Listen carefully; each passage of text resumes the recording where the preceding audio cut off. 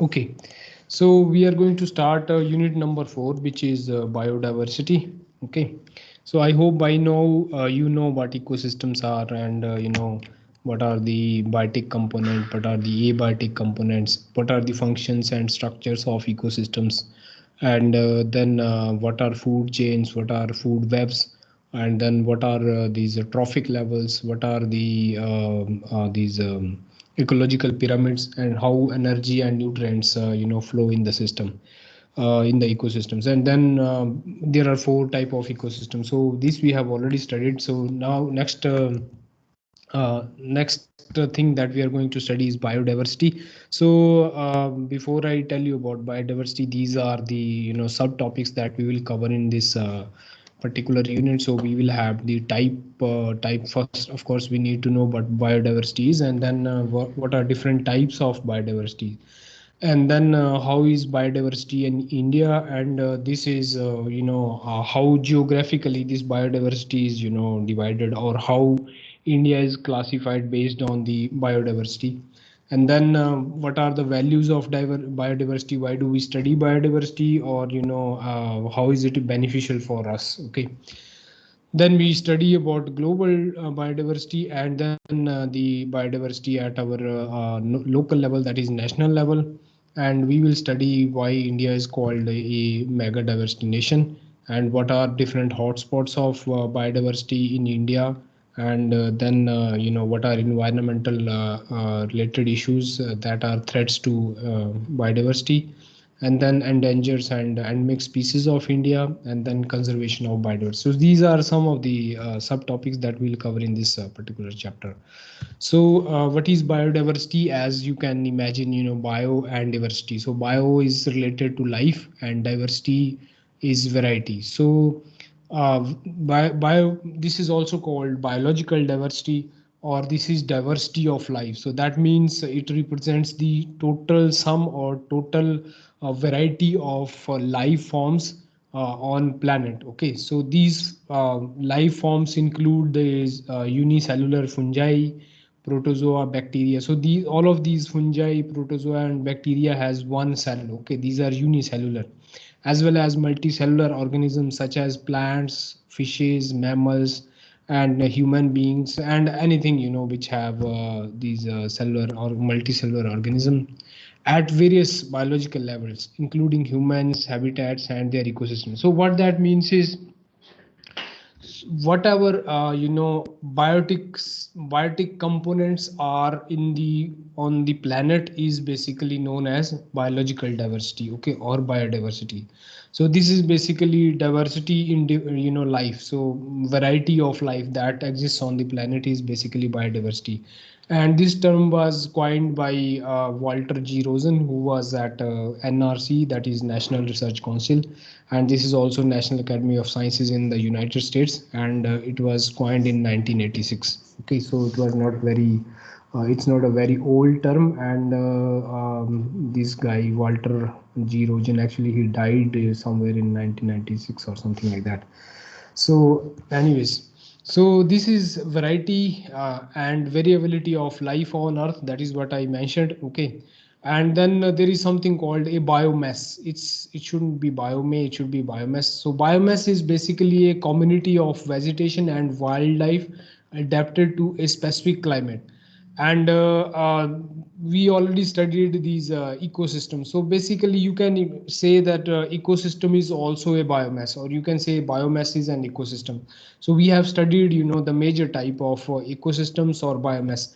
And that is what we study. An ecosystem is the community of animals, community of the organisms or plants or animals, and in a particular place. And then the abiotic component, for example air, water, or nutrients, and their interactions with each other. So these you can also call this biomass. Okay, so the major type of biomass are aquatic, grassland, forest, and deserts. This we have already studied. Okay, and every biomass or every ecosystem is actually a shelter to a large variety, or huge amount of variety of living organisms. So you can imagine, for example, if we consider the forest ecosystem or forest biomass, you can imagine the type of variety of organisms or plants or animals that are home to that basically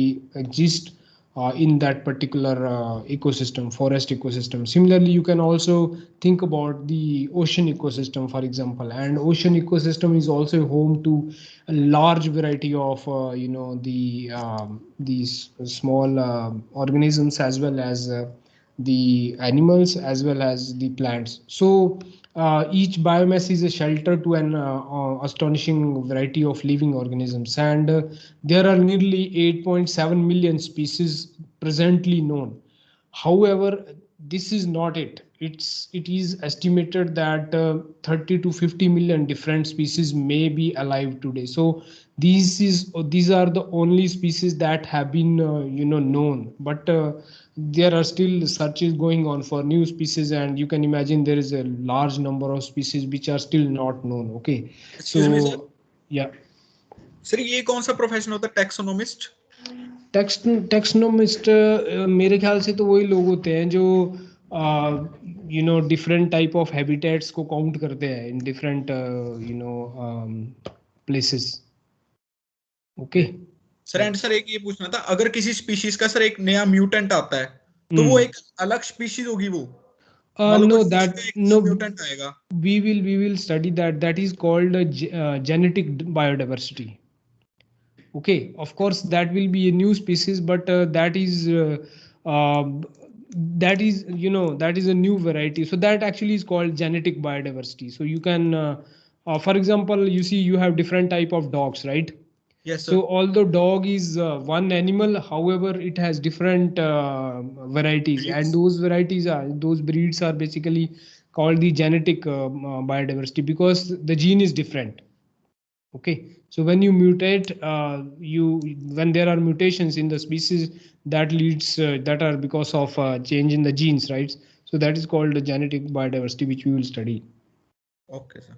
Okay, so yeah, so you can imagine that insects make up more than one half of all known species, and nearly 90% of the species are basically insects. Okay, so the variety of living organisms makes this world really beautiful, and you agree with this, you can imagine the world to be of one type, if there were only human beings, or if there were only one type of plants, or if there were only one type of animals, how would the world be?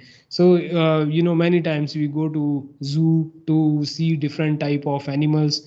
Many times we go to the mountains to see different type of not to the mountains, but let's say to forests which are not very deep forest, of course, to see different type of plants. Or we also go to the aquatic ecosystems to see different type of these aquatic animals. So you see, they not only attract us, so they are not only the source of entertainment, but they are also important for maintaining the ecology and to maintaining the balance in the lives. Okay, so this really makes this planet beautiful. Okay, and that is the beauty of our planet, that we have so huge variety of life on earth. Okay, so you see, this is a BBC report in 2011, and it says that species count put at 8.7 million.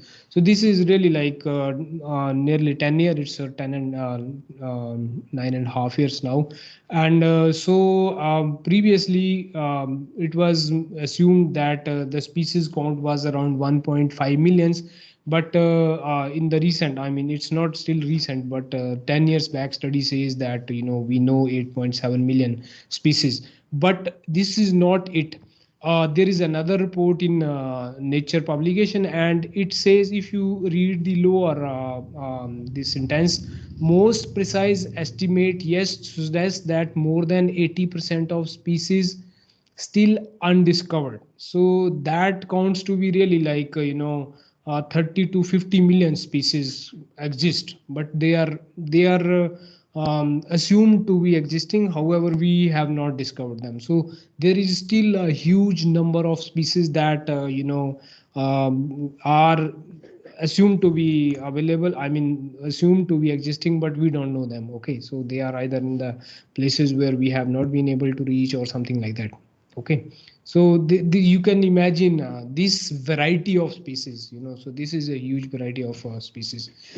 So now biodiversity as can be classified into three levels or three ways. So one is the ecosystem diversity, another is species diversity, and then is the genetic diversity, and that is what we discussed. Okay, so what is ecosystem diversity? So it already tells you what ecosystem diversity means. So ecosystem can be of different type. Okay, species variety means there could be different type of species. But when we talk about the genetic diversity, then in one type of species you can also have different type of genetically modified or genetically different type of the species of the same type. Okay, so ecosystem diversity, as I mentioned, we already know that a set of biotic components and abiotic components, they interact with each other, and that is known as, and the diversity at the ecological level or habitat level is known as ecosystem diversity. So what that means is that when we say when we talk about that we have different type of ecosystems, and that is what we discuss. So there is a forest ecosystem, there could be a desert ecosystem, there could be an aquatic ecosystem. So when we talk about different type of ecosystem, that is called ecosystem diversity. And you know that we really have on this particular planet, we really have a huge ecosystem diversity. We have grassland somewhere, and then that could be followed by the mountain type of ecosystems, right? And that could also be followed by the river ecosystem. So you can imagine that in a particular, even if you visit one state, I'm not saying the whole planet, even if you visit one state of one country, or not even one state, even if you visit one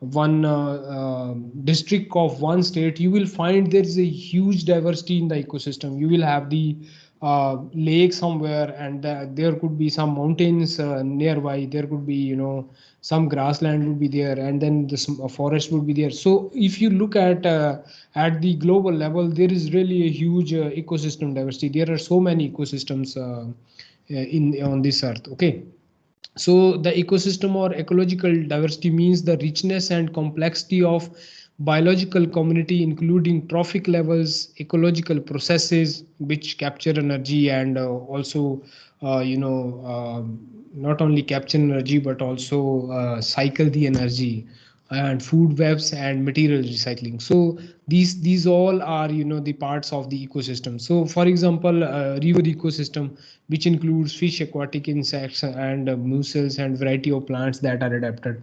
So even if you look at one type of ecosystem, for example, if we look at river ecosystem, so the river ecosystem in India would be different than the river ecosystem in some other country. Okay, and similarly, if you look at the forest ecosystems in India, we also study different type of forests, right? Okay, so it's not necessary that the forest ecosystem in Himachal Pradesh it would be the same as the forest ecosystem in Gujarat. These will also be different. So even in the ecosystems, the sub ecosystems are also different. So there is a huge variety. There is a variety in the form of in the terms of their biotic components as well as their abiotic component. So that what that means is that the forest ecosystem in Himachal Pradesh would have a different type of temperature, different type of nutrients would be there, different type of living organisms will be there, different type of animals will be there, different type of plants will be there. But if you go to the forest ecosystem in Gujarat, or let's say in Bengal or somewhere else, you will have a different type of organism, different type of plants, different type of animals in that particular forest ecosystem. So although this is forest ecosystem, but again the forest ecosystem at the different places will also be different. So that is a diversity in the ecosystems. That is diversity in the ecosystems, as like different type of ecosystems, but also the same type of ecosystems will also have variety when we go from one place to another place. Okay, So ecosystem diversity is the aggregate of different environmental types in a region. So that is what I discussed. When you go from region to region, there is a diversity in the ecosystem, and it explains the interaction between living organisms and physical environment and an ecosystem. So of course that we already know. Okay, now. This is also we discussed that an example of ecosystem diversity on global scale would be the variation in the ecosystem. Okay, so such as forests, grassland, wetlands, and oceans. So if you go from one nation to another, another country, you will have different type of ecosystems would be there. First of all, there will be different type of ecosystem. So if you go from for example India to some these Gulf countries, you suddenly change the ecosystems from to desert ecosystems. But also if you compare the ecosystems, the desert ecosystem in India to the desert ecosystems in the Gulf countries, there would still be differences within the ecosystems. Okay, so you can see that there is a huge ecosystem diversity is there. Okay, now the second one is the species diversity. So a discrete group of organisms or plants of the same kind is known as species. Okay, so you can have the same type different type of plants, or you can also have different type of organisms, and these are also all known as species. So species diversity is the diversity between different species. So the sum of the varieties of all living organisms at the species level is known as species diversity. Okay, and it describes the number of kind of organisms within individual community or ecosystem. So what that means is, so if we take one community or one type of ecosystem, we can have different type of species.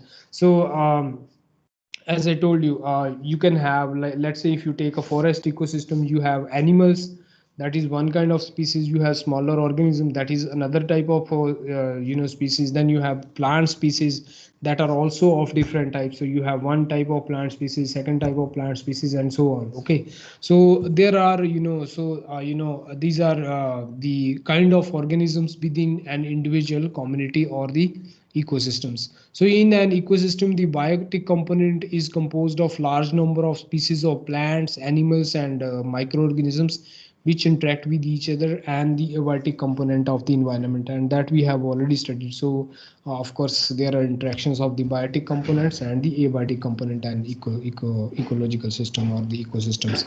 And as I already mentioned, that 8.7 million species are known, and nearly 1.2 million have been assigned the specific names. So you can imagine that we know the names of plants, we know the name of the animals, or we know the name of microorganisms, but how many? We only know 1.2 million species whose name have been assigned. We still don't know nearly 7.5 million species that are known, but we don't have the names for them. Okay, so we only know, let's say, how much, 1/4 or so. We are still we still don't know the names of the other species. So for example, we know there is something called apple. Okay, that is a species who that has been assigned a name. We know mango, this is a species that has been assigned a name. Wheat, grapes, rice, all of these have been assigned name. But there are other type of fruits, possibly there are other type of crops, there are other type of seeds which are known, but we don't know that this is the name of this species. Similarly, also for the animal species, we know tiger, we know lion, we know elephant, we know deer, we know fox and all that. But these includes only 1.2 million species which have these names. Others do not. Okay, 7.5 million species still do not have any names. Okay. So this is, again, there is a species richness. So number of different species present in an ecosystem. So, there could be one ecosystem which is rich in one type of species, and tropical areas have greater species richness as the environment is conducive for large number of species. But if you go to some other ecosystem, you can have some other type of species richness. So one ecosystem can have richness of one type of species, and another can have richness of another type of species. So then there is species evenness, relative abundance of individuals of each of these species. Okay, so as again, there is a possibility that two ecosystems have the same type of species. However, there would be in one ecosystem one type of species are more, but the other type of species are less. And but if you go to the other ecosystem, the first type of species would be less and the second type of species would be more. So that the abundance will also vary. So it is possible that the type of species vary in the ecosystem, but abundance may also vary. Okay, so for example, if we take a forest, there may be a large number of different species, high species, that means high species richness, but have only few number of each species. Okay, so yeah, so that tells the abundance. It could be large variety of species there, but individual number of species is less. Or there may be only few plant species, which would be called low species richness, but a large number of each species is there. So that will be high species evenness. Okay, I hope this is clear. So this is just a picture to show different type of animal species that are available, and these can exist in one ecosystem.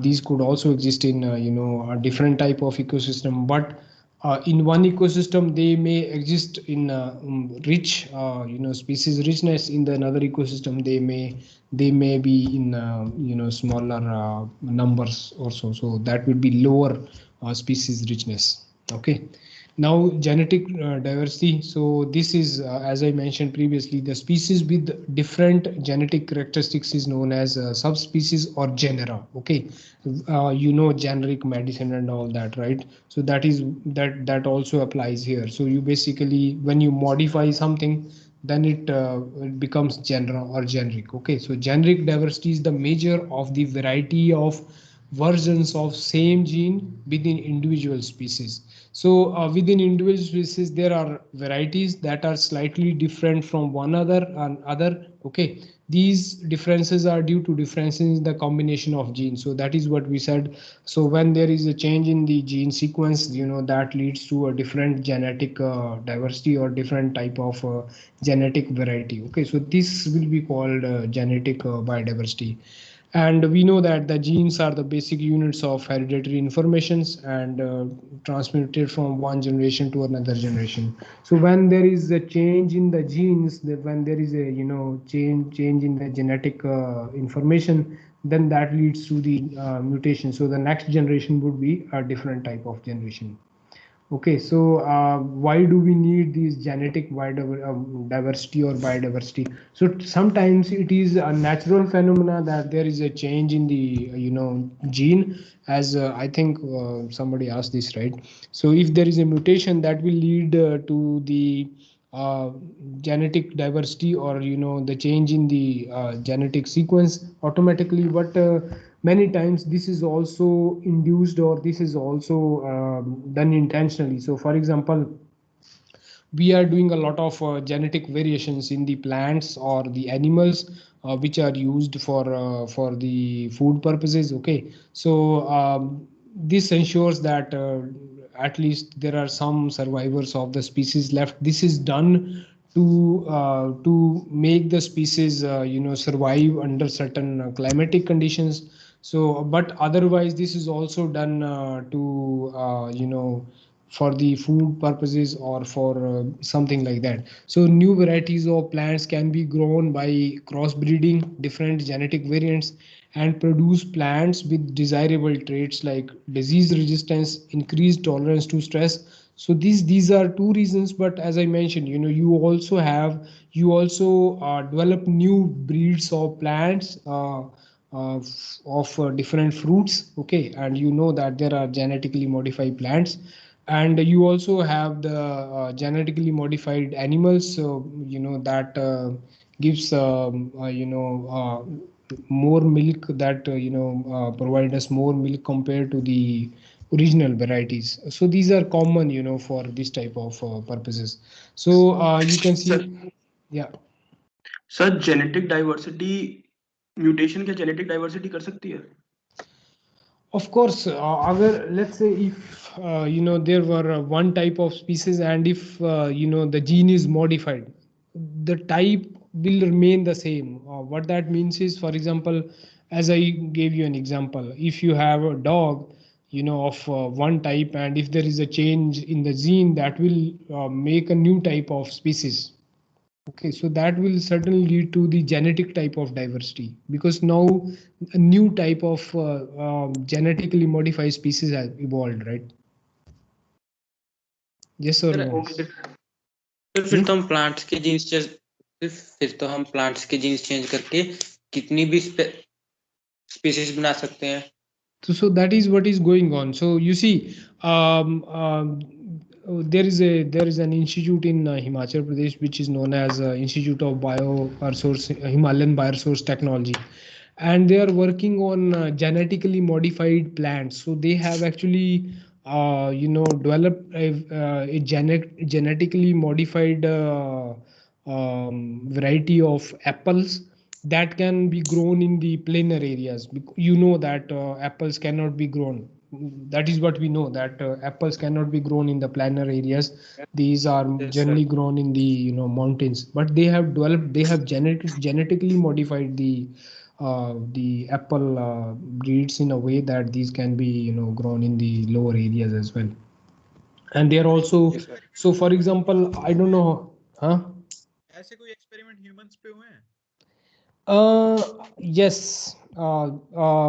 What was that term called? I don't know. This started, but then it was stopped because of the different type of conflicts that could arise.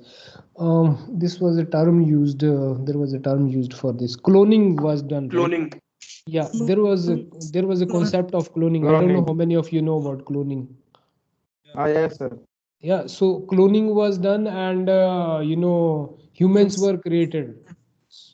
Okay, so a person of the same kind could be created, by genetically inducing the same type of genes in another so that, but that could have the devastating end result. So that was stopped later on.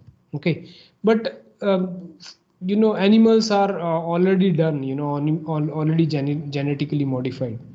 And there is another institute in Solan, that is also in Himachal Pradesh, where they have developed a variety of rose that doesn't have thorns. So this is all, it's a common practice. I'm showing you these examples, so you can see that this is the maize, or you can say corn, I don't know how you call it. Okay, so you have different varieties of maize. If you come to Punjab, for the people who are not from Punjab, you will have one variety, and you can also have really like a different type of genetically modified varieties of maize. Okay, so this is all genetically modified. So this leads to the genetic diversity. Similarly, I have shown you this picture of dogs, and you can see these are different. Although these are dog, if you count these species, these are only dog species. Okay, so when you say in this ecosystem we have 10 type of species, so one type of species will be dog, another type would be, let's say, tigers. Then we can also have the elephants and all that. So when we talk about the species, you have, all the dogs will be one species. But when we talk about the genetical diversity on a more local scale, then there are dogs, the species is one, but there are 5 genetically modified or genetically diverse dogs. Okay, so that is called सब breed और species में यही difference है genes का. yeah, right. Yes. तो Okay, sir so हम ये कह सकते हैं कि sperm whale और blue whales दो different breeds हैं लेकिन same species है. yeah, whale is one species, but then it's a different breed. Okay, so when you count whale, this will be one species, but when you count the how, of course these are whales, but then there are genetic differences, so then you will call that these are two genetically different species. तो sir genetic mutation breeds में diversity ला सकता है, species में नहीं. Breeds में species में So far I don't think so, but maybe in future. Generation से तो नई ब्रीड बनेगी ना, स्पीशीज तो एक वही क्लब करके रहेगी ना, कैटेगरी तो एक ही रहेगी वो स्पीशीज की, अलग No, अलग that ब्रीड्स is बनेगी true. उससे। No. What he means is, can you modify the dog into a cow? Is that the question? Yes, sir. Yes, sir. Yeah, so far I don't think so, but maybe in future, I don't know. Yeah, you can see there are dogs who have, this who look like tigers, but they're not tigers. Of course, that's a different genetically different breed, but it does not become tiger. So in future, I don't know. I cannot really. Yeah, science is progressing really very fast. So, huh? Okay. So if we take an example of rice, so all rices, the Asian rices are called Oryza sativa. So that is the scientific name.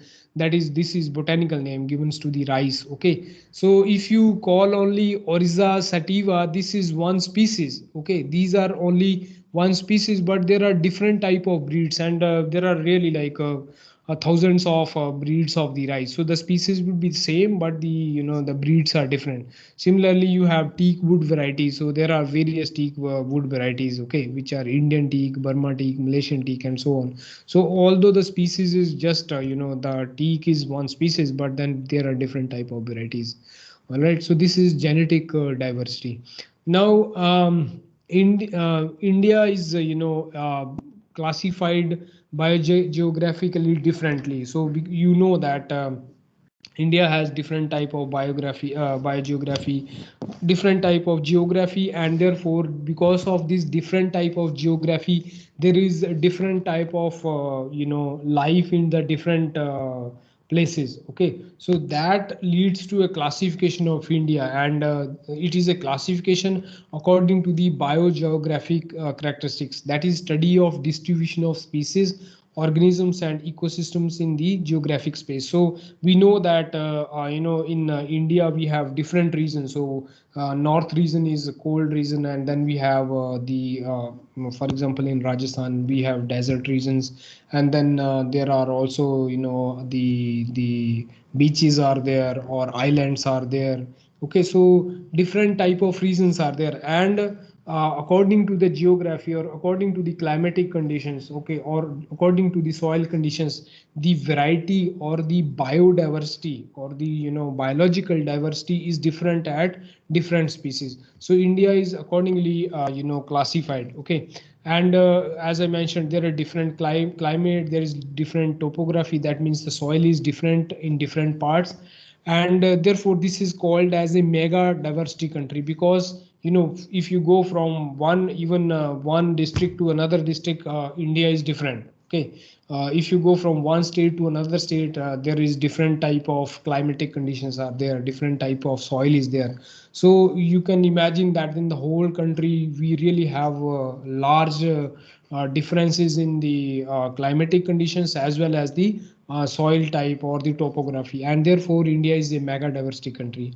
And this is really rich heritage of natural diversity. As you know that naturally we have a huge number of different type of species, right? And we occupy actually the 10th place among plant rich countries of the world. We harbor nearly 11% of the world's flora diversity, which comprises nearly 17,500 documented flowering plants. So all of these plants actually have some scientific names. So you can imagine 17,500 varieties of plants, flowering plants, which are documented, 6,200 endemic species. So endemic species mean the species that can only be found in that particular region. So we have 6,200 endemic species in India. Okay, 7,500 medicinal plants. So these numbers are approximate numbers. It could be plus and minus. Okay, so there are 7,500 type of medicinal plant and 246 globally threatened species in only 2.4% of world's land area. So we have really very small area, but I mean total land area. But you can imagine that 11% of world's flora is existing in India. So therefore, this is really a rich diversity country, or you can say mega diversity country. Okay. And there are 10 biogeographical zones in India that are based on their, based on what type of diversity is in India. And these zones have characteristic climate, soil, and biodiversity. So these are these 10 zones of India are Himalayan zones, desert zones, semi-arid zone, Western Ghat zone, Deccan Plateau zone, genetic plain zone, northeast zone, coastal zone, and island zone. So these are 10 zones, and all of these 10 zones, so these 10 zones have been,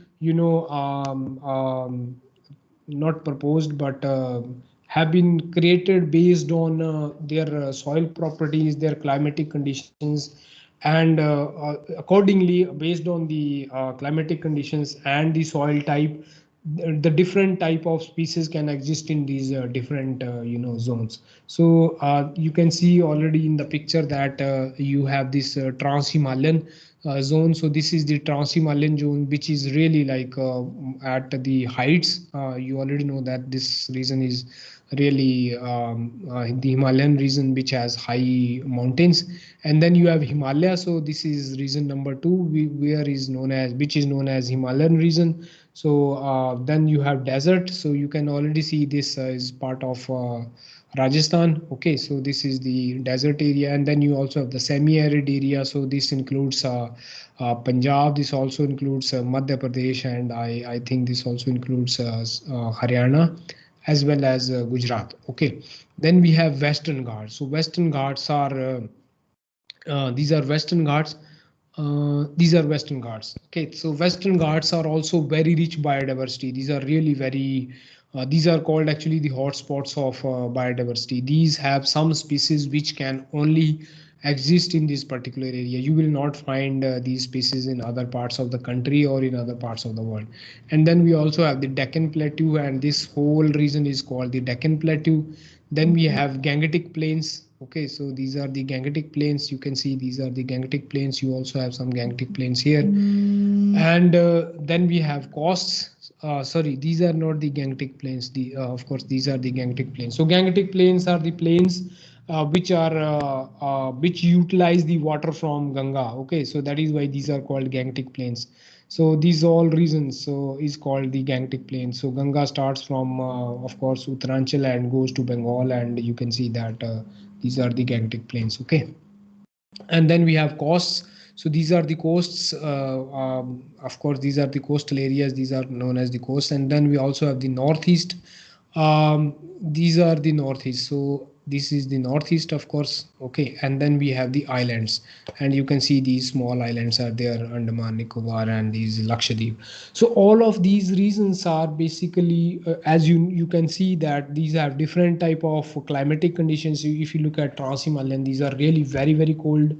And then you also have these Himalaya regions which are lesser cold, and accordingly they also have different type of soil type. Okay, and based on the soil type and the climatic conditions, you can find only specific species which are endemic. Endemic means that are particular for that particular type of zone.